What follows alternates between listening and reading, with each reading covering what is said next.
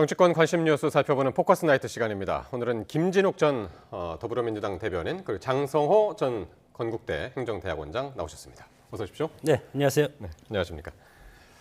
자, 오늘 민주당과 조국혁신당이 이 3대 특검 후보자를 추천을 했습니다. 민주당이 3명, 조국혁신당이 3명, 총 6명을 추천했는데 화면으로 먼저 보시겠습니다. 네, 먼저 민주당이 추천한 3명의 특검 후보자인데요. 내란 특검에는 조은석 전 감사위원이고요. 김건희 특검에는 민중기 전 서울중앙지방법원장, 그리고 최상병 특검에는 이윤재 명지대 법학과 교수입니다. 검사 출신이 2명이고 판사 출신이 가운데 1명 됐고요. 조국혁신당이 추천한 특검 3명을 보시면은요. 내란 특검에는 한동수 전 대검 감찰부장, 그리고 김건희 특검에는 심재철 전 서울 남부지검장, 증권하고 금융사범 전문성을 이제 강조를 했었고요. 최상병 특검에는 이명현 전 국방부 검찰단 고등검찰부장, 역시 이제 군 법무 경험이 있는 분입니다. 자, 민주당의 3명, 조국혁신당의 3명 이렇게 특검별로 1명씩 이렇게 추천을 했는데. 각 당별로 어떻게 보시나요? 후보자 선정 기준이 좀 있는 것 같은데요. 나름의 전문성과 실력을 좀 중시했다, 이렇게 저는 평가할 수 있을 것 같습니다. 특히 이번에 이제 만들어지는 특검이 좀 규모가 좀 큰 편이기 때문에 이 특검을 어떻게 효율적으로 운영할 수 있겠는가, 그리고 잘 이끌어서 성과를 낼 수 있겠는가 하는 부분에 일단 방점을 좀 찍은 게 아닌가라는 생각이 들고요. 지금 그 민주당이나 조국혁신당에서 추천한 각 3분씩 6분이 모두 다가 이런 법조의 경력이 충분하고 나름의 그 강단 있는 분들이다, 이렇게 평가를 할 수 있는 분들입니다. 그렇기 때문에 대통령께서 특검 추천 요청한 지 하루 만에 바로 이렇게 추천을 할 수 있었고, 이분들 중에 그 어떤 분들이 이 3개의 특검으로 임명이 된다고 하더라도 상당한 정도의 성과를 낼 수 있는 그런 전문성들을 겸비한, 그리고 수사 실력을 겸비한 그런 분들로 추천이 되었다, 이렇게 평가할 수 있을 것 같습니다. 장 교수님 어떻게 보셨나요? 이번 특검의 목적이 내란 심판이라고 하지 않습니까? 그래서 이재명 대통령이 탄생되기 전부터 당 대표실로부터 꾸준히 이 3특검에 대해서 계속했지만, 윤석열 전 대통령 그리고 윤석열 정부에서 제2요구 거부권이 행사된 부분이고, 이제 집권 여당이 되고 집권 정당, 그리고 이재명 정부가 탄생했음에도 불구하고 그 똑같은 취지로 이 3특검을 지금 진상규명과 어떤 성과, 이 성과라는 것은 이번 3특검이 원하는 이제 수사 능력, 이런 것이 궁극적으로는 뭐냐 하면은 윤석열과 김건희 두 분에 대한 여러 가지 적폐, 이런 것에 대해서 진상규명을 통해서 내란 사태를 확실하게 규명하겠다, 그런 거기 때문에 여러 가지 국민의힘이라든가 여당 입장에서는 이거에 대한 편향성이라든가 공정성, 이런 거에 대해서 상당히 우려가 많지만, 앞으로 이제 진행하는 과정에서 여러 가지 특검 임명이라든가 이런 걸 과정에서 추가적으로 제가 말씀을 드리겠습니다. 그러니까 더불어민주당에서 추천한 3명은 공통점이 문재인 정부에서 이제 한번 일을 했었던 이제 분들이고요. 이제 조국혁신당에서는 내란 특검이면은 이제 법원하고 검찰에서 감찰 경험이 있다든가, 김건희 특검에는 증권하고 금융사범 전문성이 있는 분, 그리고 최상병 특검에는 군 법무가 있는, 이렇게 이제 맞춤형으로 이제 추천을 한 그런 특색들이 있습니다. 그래서 이제 한 사흘 내로 이재명 대통령이 이제 각 특검별로 1명씩을 이제 임명을 하게 되는 건데, 지금 이야기가 나오는 것이 뭐냐면 이 3대 특검이 동시에 가동되는 게 이제 유례가 없는 일이기 때문에 이게 혹시나 블랙홀이 되는 것이 아닌가, 민생 현안이라든가 개혁 과제들 이런 게 이제 뒷전으로 밀리는 것 아닌가, 이런 우려도 함께 나오고 있거든요. 저는 그럴 가능성은 별로 없다고 봅니다. 특검은 특검이고 민생은 민생이기 때문에, 물론 이제 초기에 특검이 동시에 돌아가다 보면 여기에 많은 이제 관심이 집중될 수 있다, 이런 측면에서 보면 모든 것을 빨아들이는 블랙홀이 될 것 아니냐라고 보겠지만 실질적으로 이 특검이 지금 동시에 추진된다고 하더라도 준비되는 상황들이라든지 아니면은 이것이 진행되는 시점이나 여러 가지 것들이 따로 돌아갈 수밖에 없는 상황이 올 것입니다. 그리고 이제 이 특검이 본격화되는 시점이 이제 한 7월, 8월 정도 될 텐데 예. 이 시점에 되면은 지금 우리 경제 특히 이재명 대통령께서 추진하고 있는 어떤 민생 경제라든지 그 또 추가 경정이라든지 그러니까 이런 여러 가지 것들 특히 예. 9월로 접어들면 이제 또 정기 국회가 있지 않습니까? 여러 가지 상황들이 맞물려서 돌아갈 수밖에 없는 상황이고 모든 것이 특검 하나에만 빨려 들어가는 그런 상황이 있을 수 없다. 예. 충분히 각각의 특검이 갖고 있는 또 특성이 있기 때문에 예. 그 특성에 맞는 그런 이 특검 조사가 진행되지 않은 수사가 진행될 것이다. 저는 뭐 그렇게 기대하고 있고요. 그런 것들 때문에 지금의 이 그 모든 상황들이 뭐 이 특검에만 그 빨려 들어가는 그런 상황은 뭐 오지 않을 것이다. 이렇게 보고 있습니다. 그럼에도 불구하고 지금 국민의힘 그 야당에서는 또 우려를 제기하고 있지 않습니까? 뭐 우려뿐만이 아니고 네. 지금 새로운 정부가 출범하면 뭐 새로운 정부가 성공해야 되지 않겠습니까? 그래서 소위 말해서 한 3개월, 2개월 정도는 허니문 기간에도 야당도 정부에 협조하는 그런 것들이 과거의 관행이었는데 이번에는 여당이 이것에 대해서 1호 법안이 3특검 법안 아니겠습니까? 그렇기 때문에 3특검 법안에서 검사만 120명이고 투입 수사 인력만 577명, 최대 260 특검보가 6명에다가 최대 뭐 267명, 네, 합쳐서 이제 577명. 577명이죠. 네. 이렇게 메머드급이고 또 뭐가 있냐면 그 별건 혐의로 수사가 가능하고 언론 브리핑이 가능한 부분이 있습니다. 물론 국민의힘에 대한 수사 그것을 떠나서 이런 것이 있기 때문에 이런 것이 있다는 것은 새 정부의 비전과 철학 그리고 국장의 미래 방향에 대해서 국민들이 인식을 하고 그리고 준비하는 기간임에도 불구하고 그런 것이 여기 보면은 전국 블랙홀이 될 가능성이 있다는 우려 이렇게 지금 질문하지 않았습니까? 딱 여기에 떨어져서 모든 국민들이 이 특검, 3특검에 집중할 가능성이 상당히 크기 때문에 새로운 정부에 대한 비전이라든가 예. 희망, 기대 이런 것을 생각하기에는 상당히 어렵지 않을까. 그렇기 때문에 오히려 집권 여당과 정부는 이거에 대해서 오히려 너무 성급하게 특검을 지금 가동하고 있지 않나 그런 우려도 생각이 듭니다. 네, 그런 우려에도 불구하고 어쨌든 지난 정권에서는 그런 이유들 때문에 이제 거부권을 행사했지만 이번에 이제 그런 절차가 이제 절대 이제 없었고 그대로 이제 실행이 되는. 하지만 지금 야당에서는 새 정부에도 걸림돌이 될 것이다. 블랙홀 현상이 일어나면 이제 그런 우려를 하고 있는 건데요. 자, 오늘 이재명 대통령이 이태원 참사 현장을 예고 없이 찾았습니다. 원래는 이제 그 전에 장마철 수해 대비 현장을 점검한 다음에 이게 긴급하게 결정이 된 행보였다면서요? 네, 그렇습니다. 뭐 사전에 예정하지는 않았습니다만 오늘 이제 이재명 대통령의 행보가 우리 사회에서 그 인력으로 감당할 수 있는 그런 재해 재난에 대해서는 사전에 예방을 좀 철저하게 하자 이런 취지로 오늘 이 홍수와 관련된 수해 대책 관련된 부분도 이제 직접 현장 점검을 나서신 거 아닙니까? 네. 그런 과정들 속에서 이제 동작대교를 건너오면 바로 이태원 쪽인데요. 오늘 그 한강 홍수를 담당하고 있는 데서 현장 점검을 마치시고 예. 이제 대통령실인 용산으로 복귀하는 과정 속에서 여기 잠깐 좀 들렸다 가자 이렇게 이제 얘기가 된 것 같습니다.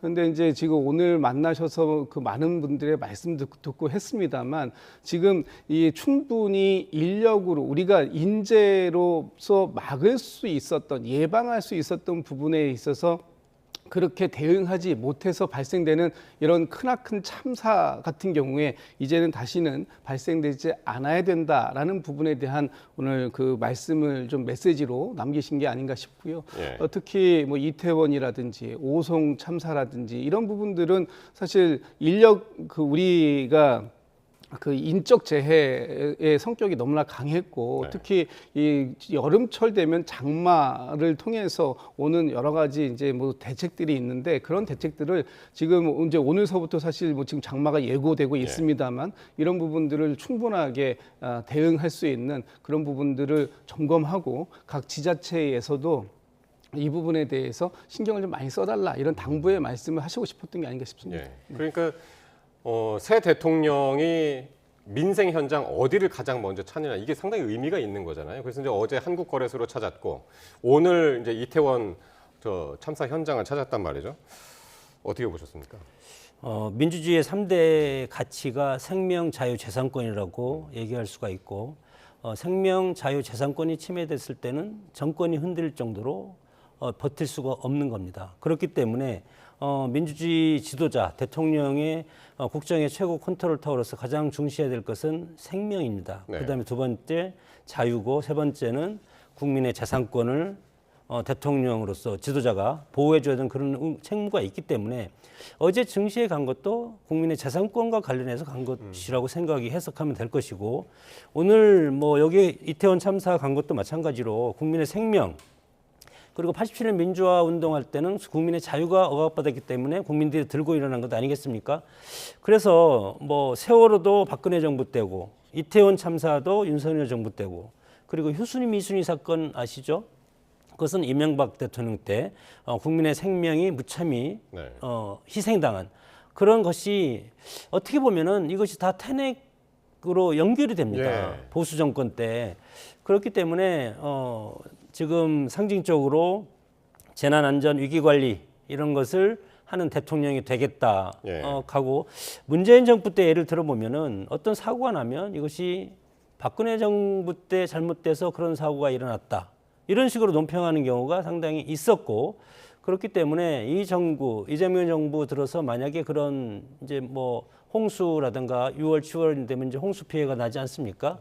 폭우 사태라든가 있으면 안 되겠죠. 그런 것이 혹시 나면 지금부터 미리미리 단속을 해서 윤석열 정부에서 이런 거에 대해서 대비를 못했기 때문에 네. 우리가 대비할 시간이 없어서 이런 것이 났다.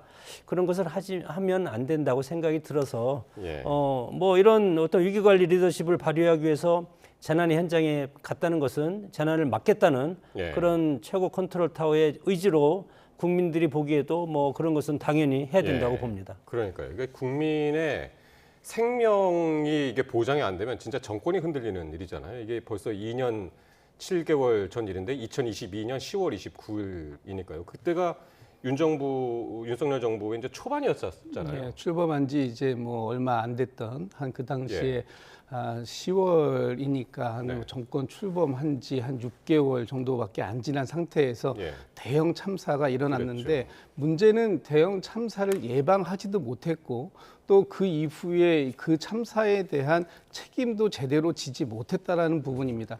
이태원 참사가 있고 난 이후에 윤석열 정부에서 그 어떤 공직자가 책임을 진 사람이 있습니까? 총리가 책임을 졌습니까? 행안부 장관이 책임을 졌습니까? 대통령이 책임을 졌습니까? 예. 그 누구도 책임지지 않는 모습을 보고 국민들께서는 더욱더 실망이 컸을 것이다라는 것인데 그런 부분에 있어서 오늘 이재명 대통령이 현장을 찾고 또 이 유가족들에게 어제 엊그저께 이태원 참사 유가족에 대한 이 피해에 대해서 지원하고 신속한 진상 규명을 예. 약속하는 그런 조치까지 이루어졌기 때문에 이 부분에 대해서 이재명 정부는 다른 모습을 보여주겠다라는 부분을 오늘 확실하게 메시지를 전달했다 이렇게 평가하고 있습니다. 예.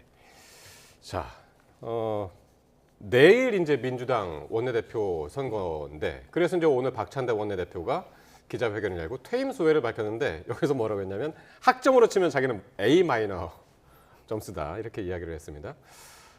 두 분은 어떻게 평가를 하시는지 모르겠네요. 뭐 교수님이신 장 교수님, 예, A 마이너였으면 90점에서 92점 사이를 본인 스스로 줬습니다. 저 같으면 한 B 학점 정도라고 얘기했을 것 같은데 본인이 A 학점, A 학점이라고 하니까 대부분 학생들이 A 학점이라고 얘기 안 하거든요.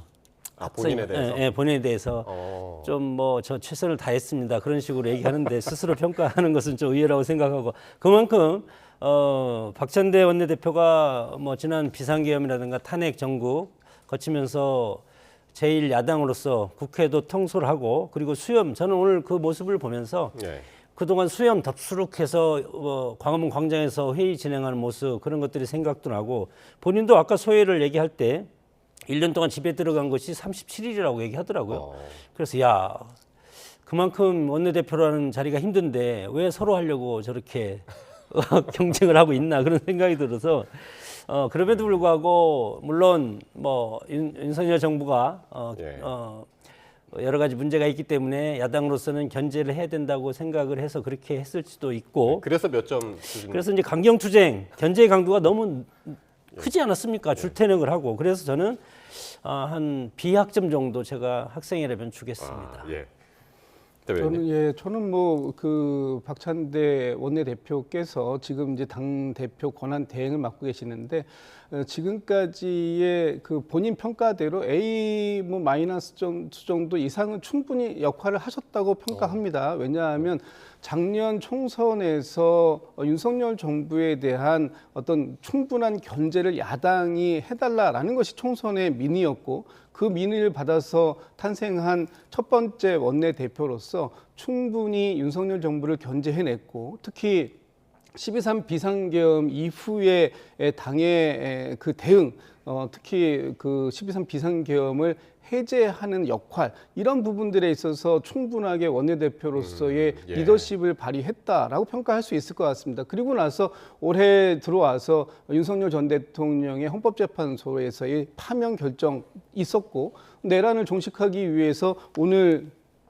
이재명 그 대통령께서 그 특검 추천을 이제 요청하고 이제 특검 추천까지 이루어지는 이 과정들 예. 이런 것들이 그동안 국민들께서 그렇게 줄기차게 요구해 왔던 부분인데 이런 것들이 특검법까지 통과시키면서 충분하게 그 지금 역할을 본인이 박찬대 원내대표로서의 역할은 다 한 것이다. 그런 면에서 보면 정권 교체까지 이뤄낸 이런 원내대표 예. 충분하게 뭐 A 학점 예. 평가할 수 있는 거 아니겠습니까?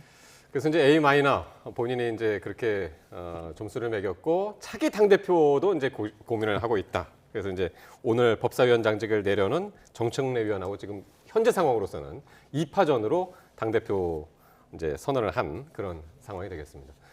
자 이제 관심은 차기 원내대표 민주당 차기 원내대표인데 내일이죠. 김병기 서영교 의원 막판까지 선명성을 강조하면서 표심 잡기에 나섰습니다. 발언 들어보시겠습니다. 택도 없는 소리고요. 국회 그 운영 자체도 모르는 소리고요. 패배했으면 반성하고 자중을 해야 또 모자랄 판이고 스스로 개혁해야 될 판에 뜬금없이 법사위원장 얘기하면 뭐 그게 갑니까? 법사위원장은 상임위 재표는 2년마다 합니다. 그렇지만 2년 후에도 저희가 170석이기 때문에 의석수에 비례해서 배분하기 때문에 지금 법사위에서 해야 될 일은 내란 종식시켜야 됩니다. 맞아.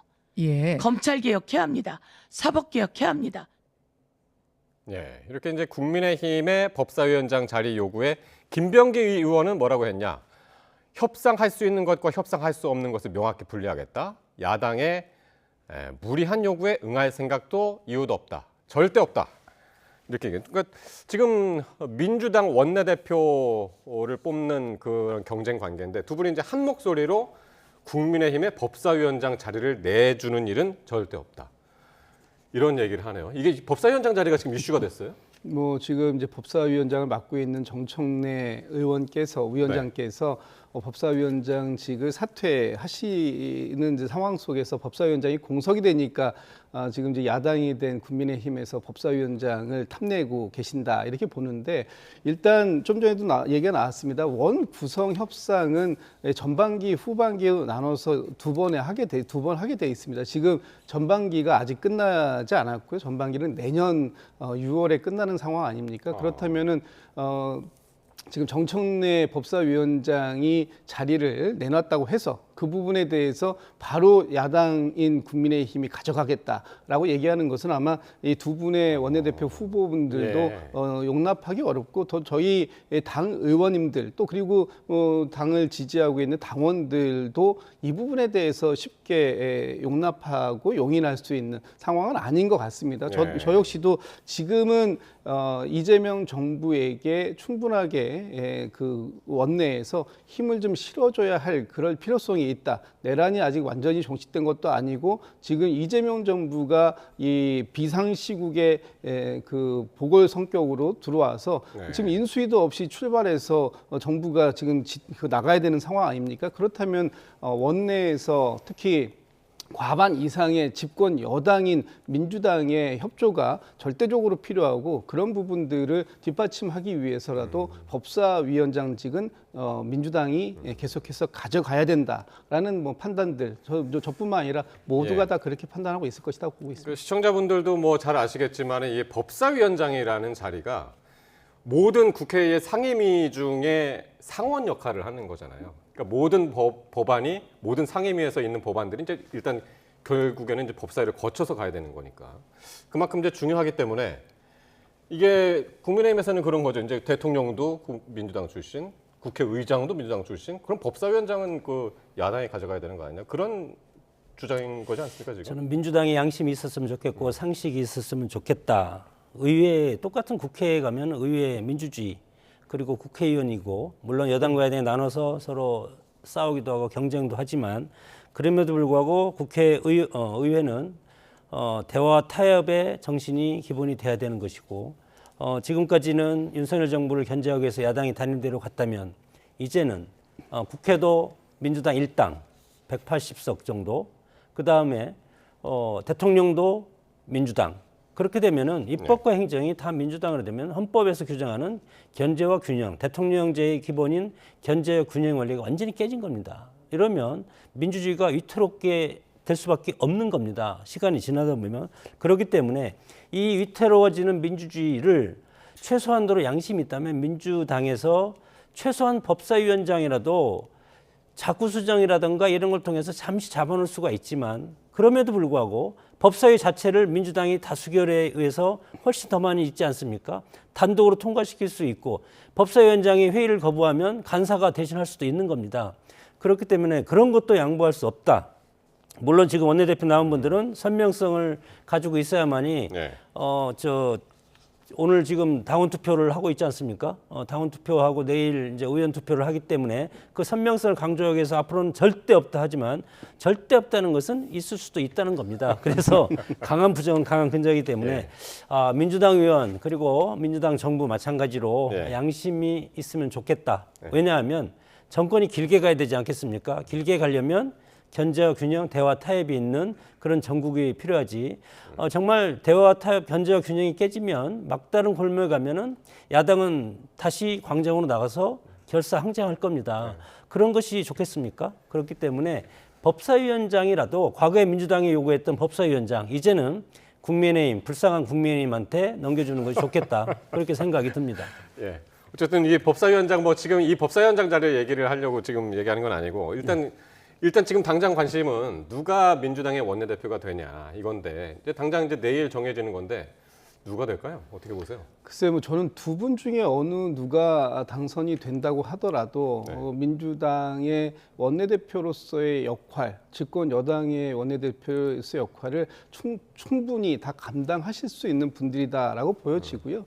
지금 두 분 다 그 이재명 대통령과 함께 그 지도부로서 예. 손발을 맞춰서 활동을 해 오셨던 경력들이 있으시기 때문에 뭐 지금 뭐 여당의 원내대표 특히 지금의 원내대표가 앞으로 이제 뭐 내각을 구성하는 인사청문회라든지 아니면 그 하반기 추경 문제라든지 하반기에 있을 정기국회 문제라든지 여러 가지 부분들이 있어서 충분하게 그 역할들을 다 하셔야 되는데 그런 역할들에 있어서 두 분의 역할이 뭐 충분하다 저는 그렇게 보고요. 김병기 의원이나 서영교 의원 두 분 다 지금 그 본인들이 말씀하시고 있는 부분들이 굉장히 선명합니다. 그리고 특히 지금 이번에 이재명 대통령께서 제일 강조하는 것이 통합이고 협치, 야당을 대화의 상대로 인정하고 가겠다라는 부분이 명확하게 지금 그 시그널로 나오고 있는 상황이기 때문에 이번에 그 맡게 되는 원내대표의 어떤 상이랄까요? 이런 분들은 이제 국민의힘과 다른 야당과 어떻게 협치를 잘 이끌어낼 수 있는가. 그래서 그분들과의 대화와 타협에 누가 조금 더 적합하느냐 하는 쪽으로 아마 의원들께서도 생각하시고 또 지금 이제 20%의 반영 비율을 가지고 있는 권리당원들께서도 그런 부분들까지도 충분하게 고민해서 투표를 진행하실 것 같다. 이렇게 말씀드리겠습니다. 알겠습니다.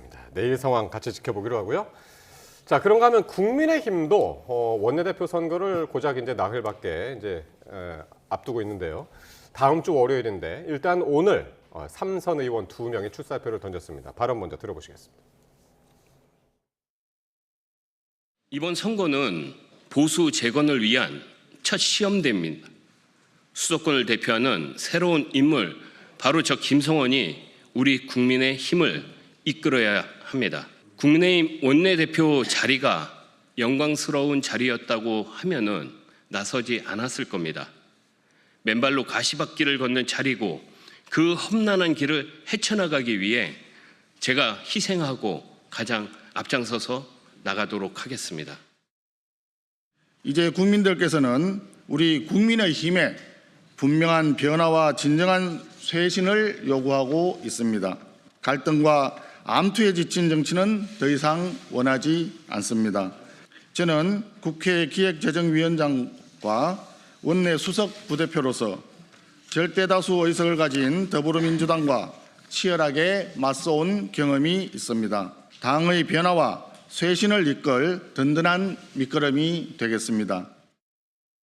지금 현재 당이 백척 간두에 서 있습니다. 그럼에도 불구하고 조기 대선의 그 원인 제공자들이 당을 장악을 시도를 멈추지 않고 있고요. 또 집권 여당에서는 연일 내란 세력 척결의 의지를 다지고 있습니다. 이런 위기 상황에서 과연 당을 구할 사람이 누구인지를 저는 살펴봤으면 좋겠다는 생각이고요. 당 내부의 개혁과 대여 협상을 통해서 정치 복원을 이루어낼 수 있는 인물이 나서야 된다고 보고 있습니다. 만약에 저한테 그러한 역할이 주어진다면은 저는 기꺼이 수행해 나갈 것이라는 그런 뜻을 담아내었습니다. 자, 이렇게 조경태 의원까지 세 분의 목소리를 들었습니다. 민주당 원내대표 후보들이 뭐 뚜렷한 차별점이 없다면은 국민의힘 후보들은 확실히 색깔이 좀 다릅니다. 민주당 후보도 뚜렷한 차별점이 있죠. 왜냐하면 같은 서울 출신이고 친명계라는 거, 동일한 공통점이죠. 계파, 동일한 계파입니다. 네.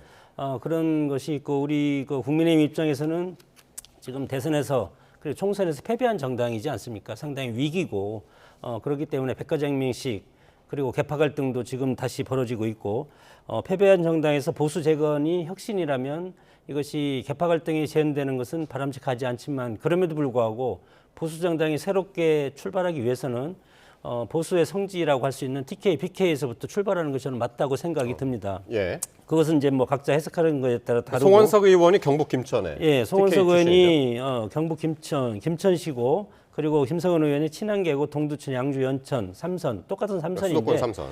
그 원내대표라는 것은 국회의 원내 사령탑이지 않습니까? 그래서 원내대표가를 하기 전에 원내 수석 부대표를 한 경험이 저는 상당히 중요하다고 봅니다. 원내 어떤 그 협상을 해본 그런 것이 아주 중요한 경험이 되기 때문에 지금 송원석 의원이 현재까지 뭐 2명이 이제 등록을 했는데 사선의 박대출 의원도 등록을 한다는 그런 소문도 있는데 아직은 토요일까지죠, 모르겠습니다. 토요일까지니까 아직은 여러 가지 지금 치열하게 당내에서는 이것이 끝나면 바로 전대가 또 이어지지 않습니까? 국민의힘 입장에서는 민주당도 그렇지만 그렇기 때문에 전대를 앞두고 누가 어느 지형에서 어느 세력에서 원내 사령탑을 갖냐가 상당히 중요합니다.